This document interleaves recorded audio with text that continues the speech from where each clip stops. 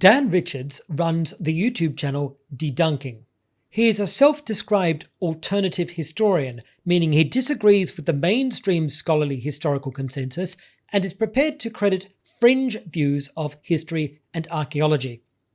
Dan is far more skeptical than other pseudo-archaeologists and makes it clear he doesn't accept any kind of supernatural, mystical, or extraterrestrial explanations for events in humanity's history, but he does have a tendency towards conspiratorial thinking, which is common in the alternative history community.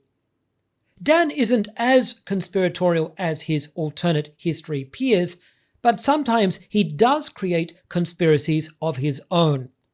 On the 10th of September 2023, he cited an academic paper on the archaeology of the Great Pyramid of Giza, which he claimed had been, quote, scrubbed from all records, end quote, explaining, quote, I can't find it anywhere, even in the journal's archives, end quote, and suggesting, quote, it seems to be because about 4 years later, the journal put out another paper that was debunking this one, end quote.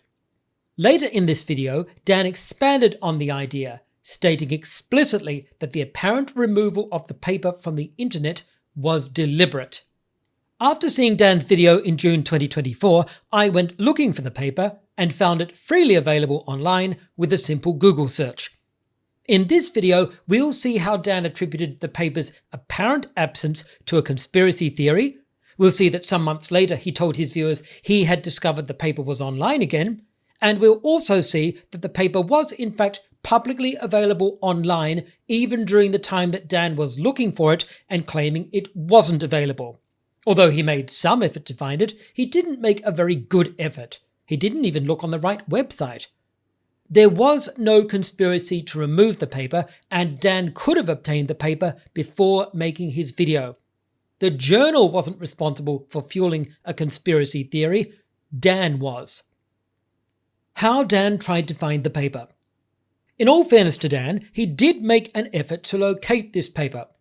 On the 7th of September 2023, he posted on Twitter about it, writing, quote, doing research for my next video, and I found 2 papers supposedly exist on this, but one is missing, end quote.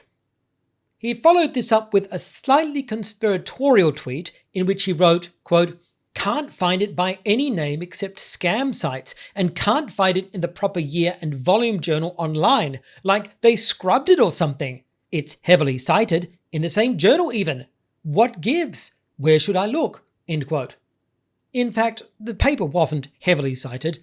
I only found 18 citations of it between 1989, when it was published, and the current date in 2025. Some of those citations disputed the paper's claim that the iron plate was contemporary with the Great Pyramid. Some commented that its age was disputed. Some didn't comment on its age at all. And a couple agreed it was contemporary with the Great Pyramid.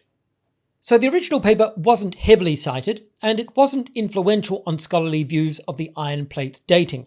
Most scholars still regarded the plate as post-dating the Great Pyramid, or held that the plate's date was uncertain. Archaeologist Geoffrey Lewis helpfully responded to Dan himself, writing, quote, that publication issue only has a comment on the original iron plate from Giza paper by Craddock and Lang. Is that what you're looking for? Or are you looking for the original paper by Geyer and Jones, end quote. Dan explained he was looking for, quote, the original paper. That's the one that is missing from the online article of the journal, which is what I find weird and frustrating, end quote. After some discussion between Dan and Geoffrey about why the paper was apparently no longer online, during which Geoffrey provided several totally reasonable and non-conspiratorial explanations why Dan couldn't find it, Geoffrey suggested, quote, you could reach out to the journal and see if you could get a copy of it. Like I said, it's still out there. It is just more difficult to get, end quote. Note Geoffrey was rightly pointing out there was no reason to suspect conspiracy. The paper still existed, and there were ways of accessing it. To his credit, Dan took up Geoffrey's suggestion, and on the 8th of September 2023, Dan responded, quote, I emailed them, no response thus far, end quote, and suggesting his lack of academic credentials and the apparent sensitivity of the subject matter might be contributing factors to the lack of reply. He courteously thanked Jeffrey for his help, and then 2 days later, he uploaded a video in which he claimed the paper had been completely scrubbed from the internet. How Dan created a conspiracy theory. So, having failed to find the paper, and apparently having not received any response from the journal itself, Dan used his video as fuel for a conspiracy theory, asking in the video, quote, "How many people that investigate the pyramids and stuff think the archaeologists, the mainstream academics in general, just lie, just hide stuff, just the Smithsonian's got giant bones," end quote. He followed this up by justifying this conspiratorial thinking, commenting, quote, "So when you have one paper that's pro this plate of iron being contemporary to the pyramid, and one paper that's opposed to this paper being contemporary to the pyramid, and the pro paper gets scrubbed from the record, what do you think that says to the conspiratorial minded? What do you think that says to these people?" End quote. There are a few important points to note here. One is the fact that, despite having been presented with explanations for the paper's apparent absence which had nothing to do with any deliberate attempt to conceal it, Dan chose to represent his conspiracy theory as his preferred explanation. Another is the fact that Dan knew exactly what effect his video would have on his viewers, and gave them full justification for believing in the conspiracy he was suggesting. He was creating and encouraging a conspiracy theory. It's also important to understand that Dan actually needs this kind of conspiracy theory, and if you want to skip ahead to that part of the video, see the timestamps in the video description. Numerous comments on the video showed Dan had led his audience successfully to the conclusion of a deliberate academic conspiracy to conceal the truth, and Dan was praised for being a superior researcher than the professional archaeologists and scholars. I'll provide a sample of these comments grouped in 3 categories. Firstly, there were those which expressed their support for his conspiracy theory. 1. Quote, "Interesting hypothesis, Dan. You really did a good job of supporting your ideas." End quote. 2. Quote, "By the way, yes, reasonable logic." End quote. 3. Quote, "Good video. I like how you brought up your reference materials and you didn't try to give us your opinion, but you tried to give us the facts so we could decide for ourselves." End quote. Secondly, there were those which praised Dan for being more reliable than professional archaeologists and scholars in relevant fields. Since many of Dan's views contradict those of mainstream academics, it is necessary for him to undermine their credibility by casting doubt on their honesty, and that's one of the functions of this conspiracy theory. 1. Quote, "Great channel, man. Love your style of thinking and reasoning. You're actually consistent, unlike so many others. Genuinely much better than your typical PhD-wielding academic or best-selling author." End quote. 2. Quote, "I'm a modest man, so I just want you to say I'm better than the alleged experts is a bold start, but I'm sold. You make a good enough case for me to think you've thought deeply about this specific topic. Keep up the good work." End quote. Thirdly, there were those who saw Dan's video as justification for doubting mainstream academia in general and regarding professional scholars as conspiratorial censors hiding the truth. 1. Quote, "I resent those censors too. Do we need to get a letter-writing campaign to get the article resurrected?" End quote. 2. "I agree with your frustration on the deletion of the first study. As to why they decided on this unprofessional course of action, perhaps their action defines their motive." End quote. 3. Quote, "But these same academics dismiss what they don't want to believe and believe only what fits in with their hypothesis." End quote. 4. Quote, "The memory holding of the 1980s paper practically forces thoughtful antiquarians to question anything presented as the official narrative. What else has been squelched?" End quote. 5. Quote, "Our history needs to be understood and stored for all people for all time.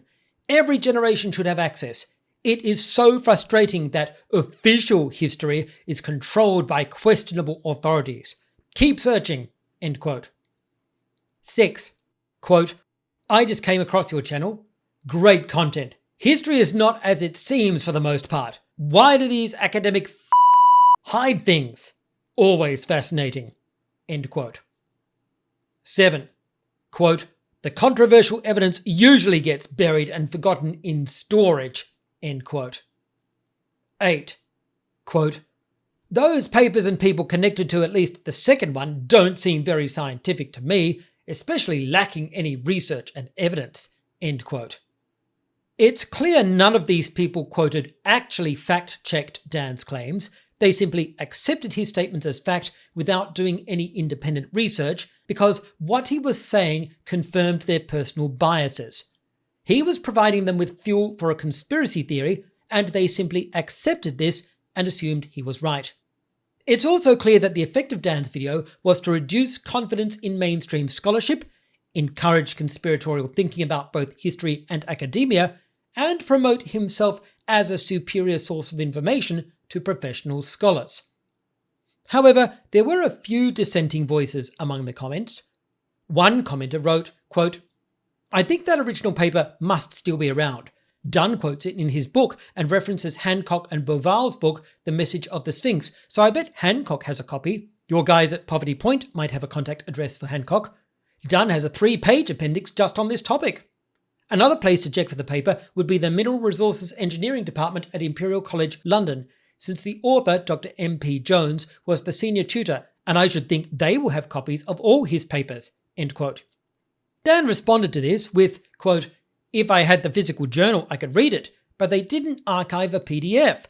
I'm sure it's out there, but it may as well be on the moon for all the good it does me." End quote. This acknowledgement that the paper was still out there, at least in some form, is significantly different to his video's claim that the paper was being deliberately concealed out of concern that it contradicted a preferred academic position. Even if the paper wasn't online electronically, which at this point it actually was, why would the conspiring academics still make print copies available? Nothing about Dan's conspiracy theory made any sense. Additionally, since it was possible for Dan to request a physical copy of the paper, it was certainly not anywhere equivalent to being on the moon. Another commenter challenged Dan's knowledge and analysis of the topic, asking, quote, "Who are you in any field of study in this area? Where do I find a detailed analysis of your work, including methodology?" End quote. Importantly, this commenter called out Dan for his inconsistency, writing, quote, "He seems to dismiss mainstream research, but then embraces select mainstream research, i.e. a single paper. Which one is it?" End quote. This is an issue for which even Dan's supporters have called him out. He typically disparages mainstream academia and professional scholarship, representing it as usually unreliable and biased, but when an academic work is useful to him, he swaps sides and trusts it without question. In this particular case, it was perfectly correct for the commenter to ask why Dan was being so selective in his acceptance of scholarly literature, especially since he was relying on just one paper for his argument. The commenter went on to explain how real research is conducted, saying, quote, "No one in the research community uses any single paper to make a conclusion about anything. Why is he surprised that a paper which refutes another paper cites it extensively? The reason why one takes precedence is that there is nothing to support the claim in the first paper that is independent of the piece itself. Nothing else which has been to support this claim in terms of the dating." End quote. These are all excellent points, none of which Dan raised or addressed in his video. He didn't respond to this comment either. Dan was wrong the whole time. After seeing Dan's video in June 2024, I went looking for the paper and found it freely available online with a simple Google search. I typed the paper's name into Google, and the first result was a link to the article. Then I clicked on the link, which took me to the journal's website, and from there I was given the opportunity to obtain an electronic copy of the article as a PDF through a shopping cart which didn't charge me anything for the article. Finally, I purchased the article using the shopping cart, and the PDF was promptly emailed to me. It was that simple. Clearly, the article was still freely available online, even while Dan was making comments on his own video telling people it wasn't available. So what really happened here? Why couldn't Dan find the article even though he looked for it on the journal's website? Well, for a start, he was looking on the wrong website. On screen now is a screenshot from Dan's original video on the iron plate, in which he showed the website he used to look for the article. Now here's a screenshot from his later video on Gunung Padang, in which he again showed the website he used to look for the article. It's the same website in both cases. Here's a screenshot I took of the site showing the online journal archive and highlighting the second of the two articles under question, the 1993 article critiquing the original 1989 paper's claims about a gold coating on the iron plate and disagreeing with the plate's dating. I am showing the second article since the first article is not available in this journal archive. Dan was right about that. It's not available on this website. Dan wasn't aware that the journal, Historical Metallurgy, has used several websites over the last number of years. I tracked down each of them and traced the migration of the journal's archive from site to site. Originally, the journal was hosted at hist-met.org, but the journal was migrated from this location some years back. Subsequently, the journal was hosted at hmsjournal.org. This is the website Dan looked on, but it's probably not where he started. He probably went to the current site, historicalmetallurgy.org, but might not have noticed that when he clicked on the link to the journal's archive, it took him to hmsjournal.org instead of staying on historicalmetallurgy.org. At the time Dan was researching his video, and in fact all the way up to at least July 2024, the journal's original article archive was still hosted and available on historicalmetallurgy.org, which is why I was able to access it myself. But it was available through the online shop, which Dan probably didn't think of looking at. The shop link isn't there now, but it used to be. Using the Internet Wayback Machine, which records screenshots of websites over time, I was able to confirm that the article Dan was looking for was available online from at least September 2022 to July 2024, which covers not only the entire time that Dan was researching for his video throughout 2023, but also another 7 months after he uploaded his video, during which he was responding to comments on the video and complaining that the article wasn't available. Ironically, it was only 7 months after Dan made his video that the Historical Metallurgy archives were no longer available through the online shop. But there was no conspiratorial reason for this. It was a product of the journal migrating the archive to a more accessible location, which no longer requires visitors to go through the shop. The journal's archives aren't yet completely available, but they will be eventually as the site is updated. But there is still one fact unexplained to which a conspiratorially minded person might cling in hopes of supporting Dan's claims, and that is the fact that since July 2024, the specific article for which Dan was looking is no longer available in the journal's online archive, as you can see from this screenshot. The article should be listed on pages 75 to 83, but this issue of the article only starts at page 84, skipping the article we want. Why is this article missing now when it wasn't missing before?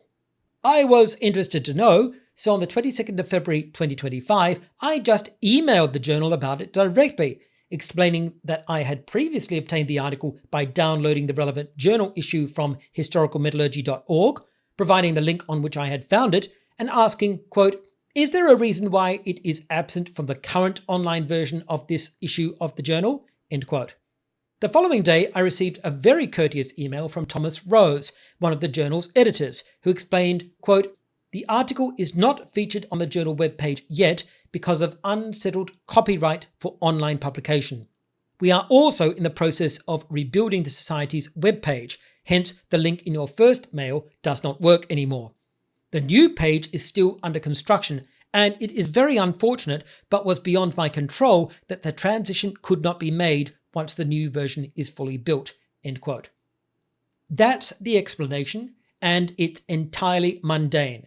There's no conspiracy, there's no attempt by professional academics to conceal uncomfortable facts from the public, there's no gatekeeping of important information by jealous scholars, just the usual complications of online publication in the digital age. However, Thomas not only provided this explanation, but also wrote, quote, "If you require any articles not available on the journal webpage or the website, we editors will be happy to send them to you directly." End quote. As if that wasn't already enough, he also attached a PDF of the article itself, even though I already had a copy. This is a typical example of academics doing their best to help the public become informed, even to the extent of bypassing red tape and legal complications just to make scholarly publications more available. I wasn't the only person who did this. In February 2025, a commenter left this message on Dan's original video about the iron plate.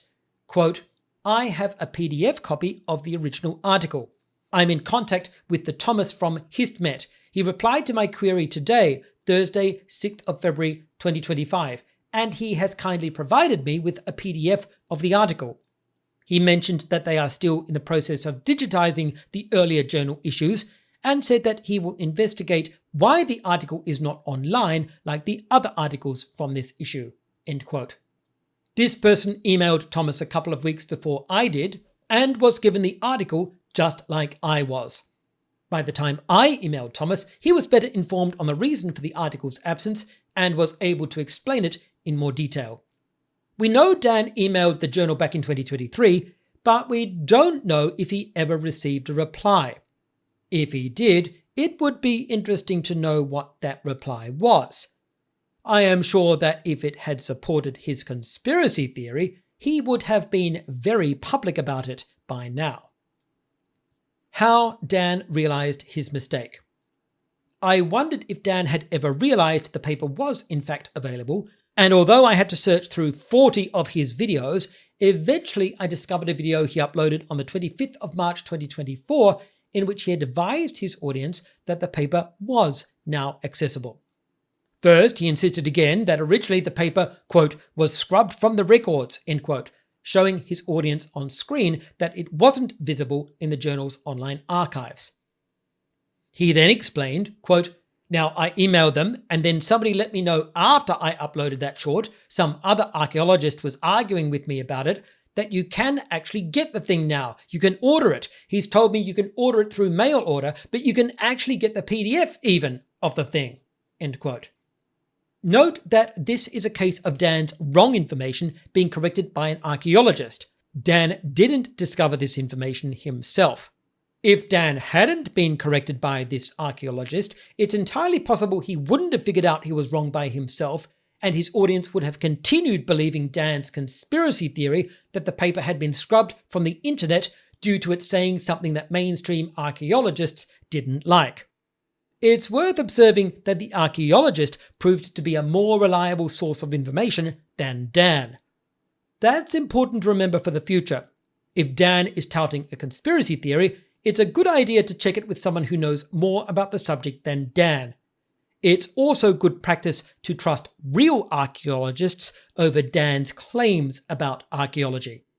This was an embarrassment for Dan, but he made an attempt to save the situation by suggesting that his query to the journal had prompted them to make the paper available, telling his audience, quote, "Now I'd like to think it was because I emailed them, but maybe not," end quote, before adding, quote, "But this certainly was not available when I did the research for this video 4 months ago. It is available now, which is great. I can't complain about that," end quote. At least he didn't claim the journal had made the paper available based on his inquiry, but it's still obviously self-serving to make the suggestion, especially because it helps preserve the credibility of his original conspiracy theory claim with his audience. Dan went on to state, quote, "But my point is I'm doing research for videos. These guys know that I do research, that I don't just be like, well, I think maybe it was made out of geopolymer, so we'll just call it a geopolymer, and we'll call it electric universe and call it a day. Now, I don't play that game. I do research. I look into this, right?" End quote. His point here is that he's attempting to do good research in good faith, and when scholarly institutions such as academic journals withdraw access to their publications, that makes his job much more difficult and frustrates his research efforts. His words give the impression of someone earnestly doing their best and being frustrated by the errors and faults of academic institutions, and implies that when something goes wrong with Dan's research, it's not his fault. And I think Dan's saying that in good faith. He really believes that he did his best and his efforts were frustrated by the system. But the fact is, his best wasn't good enough, and when his best failed to find a paper which was freely available online, he concocted a conspiracy theory to explain the situation and justified his conspiracy by claiming a journal had removed the paper from the internet to conceal its results. This is just not rational thinking. But it's more than that. Dan needs these kinds of conspiracy theories in order to gain credibility for his channel. They aren't just an accidental feature of his approach to history and archaeology, they are necessarily built in. Why Dan needed his conspiracy theory. Dan made an entirely unsubstantiated conspiracy theory about a supposedly missing paper which discredited professional scholars, then blamed his conspiracy theory on the actions of academics who had done nothing to warrant such a theory, later backtracked when he was corrected by one of the people whose profession he had besmirched, and in the end still tried to suggest he should receive credit when he realized the paper was freely available. I mentioned previously that Dan needs these kinds of conspiracy theories in order to gain credibility for his channel. They aren't just an accidental feature of his approach to history and archaeology, they are necessarily built in.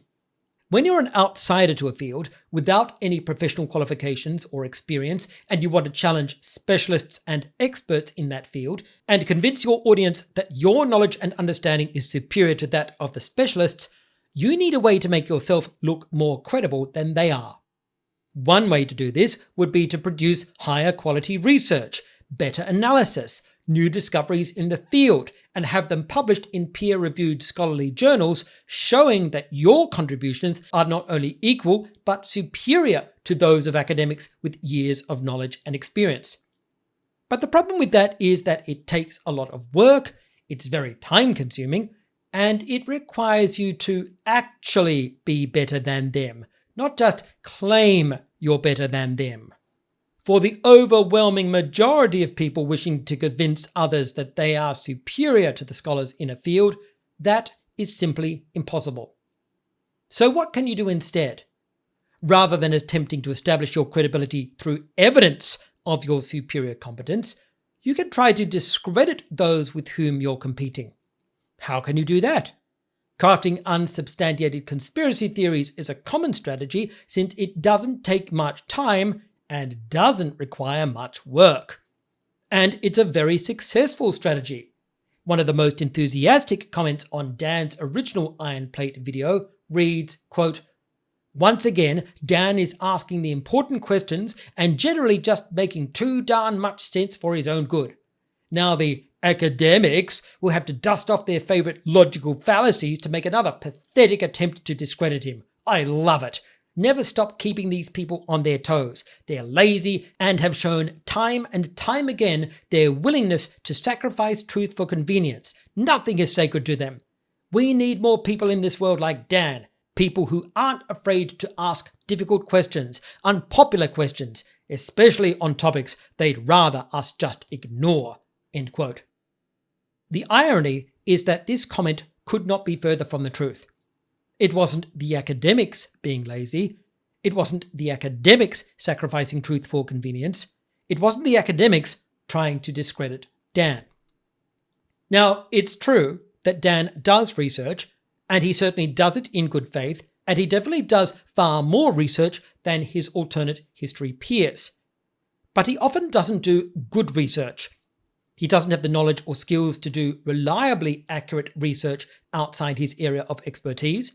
He makes mistakes which would be glaringly obvious to anyone who did have the relevant knowledge and skills, and he represents his research as fact even when he hasn't followed up with a deeper investigation, and even when he knows there are additional sources of information which he hasn't checked. In this case, he made a video without even waiting for a reply from the journal he emailed.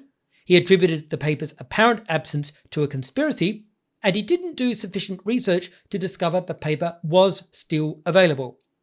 Consequently, he had to be corrected by an archaeologist, the very people he keeps telling his audience can't be trusted.